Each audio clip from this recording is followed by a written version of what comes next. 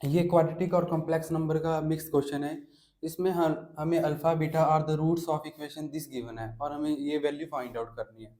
और हमें अगर अल्फा बीटा इस इक्वेशन के रूट हैं तो इसका मतलब alpha plus beta is equal to sum of root is equal to minus B upon A, that is 3/2। Similarly alpha into beta product of root is equal to C upon A, तो ये आएगा minus iota. ठीक है, अब हम alpha और beta की value find out कर लेते हैं और फिर इस इक्वेशन में देखते हैं सब्स्टिट्यूट करें, नहीं सब्स्टिट्यूट तो नहीं, इसकी इक्वेशन की वैल्यू फाइंड आउट करेंगे, ये कॉम्प्लेक्स नंबर है जो। तो जब हम अल्फा प्लस बीटा की जगह हम minus iota by alpha substitute करेंगे इज इक्वल टू 3/2,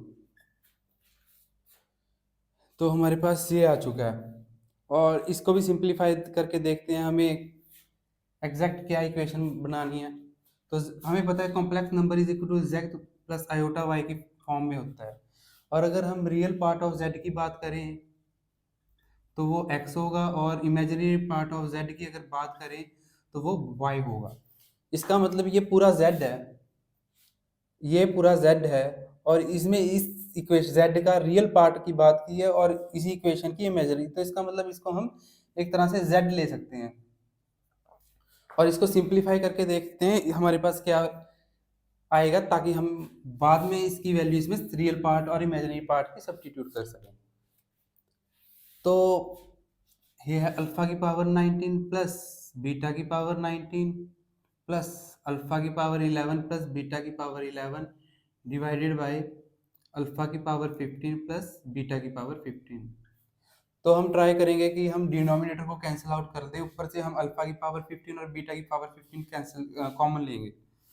तो हम अल्फा की पावर 15 कॉमन लेंगे तो हमारे पास बचेगा अल्फा की पावर 4 प्लस 1 बाई अल्फा की पावर 4।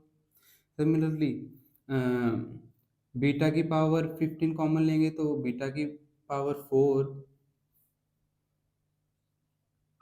प्लस 1 अपॉन बीटा की पावर 4 डिवाइडेड बाय अल्फा की पावर 15 प्लस बीटा की पावर 15। तो ये आया। तो इसमें से देखिए कोई कॉमन नहीं आ रहा अभी तक।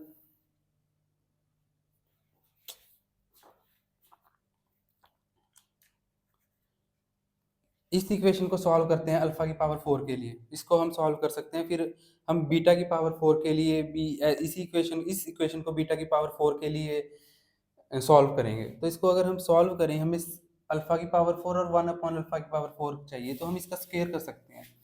जब हम स्क्वेयरिंग बोथ साइड करेंगे तो हमारे पास आएगा alpha square minus 1 upon alpha square, क्योंकि आयोटा स्क्वायर होगा वो आयोटा स्क्वायर होगा उसकी वैल्यू होगी -1 माइनस।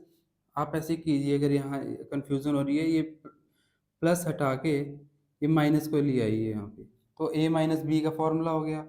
यहाँ अल्फा स्क्वायर आयोटा स्क्वायर हुआ था जो -1 के इक्वल है, और माइनस एंड में 2a भी होता है, तो ये आ जाएगा 2 आयोटा इज इक्वल टू इसका स्क्वायर होगा 9/4। फिर हम स्क्वेयरिंग बोथ साइड करेंगे,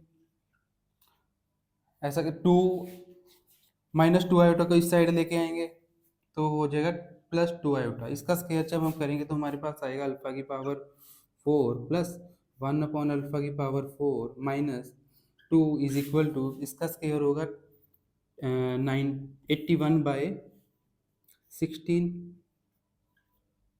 प्लस 2 आयोटा का स्क्वायर होगा 4 आयोटा आयोटा स्क्वायर, और iota square is equal to -1 और 2 का हुआ था 4 plus 2a 9/4 into 2ab, B है 2 आयोटा, ये 2 से 2 पे फिर ये, तो ये आ गया 9 आयोटा। तो हमारे पास अल्फा की पावर 4 प्लस 1 अपॉन अल्फा की पावर 4 इज इक्वल टू 2 को इस साइड लेके आएंगे तो -2 + 2 तो हो जाएगा हमारे पास -2।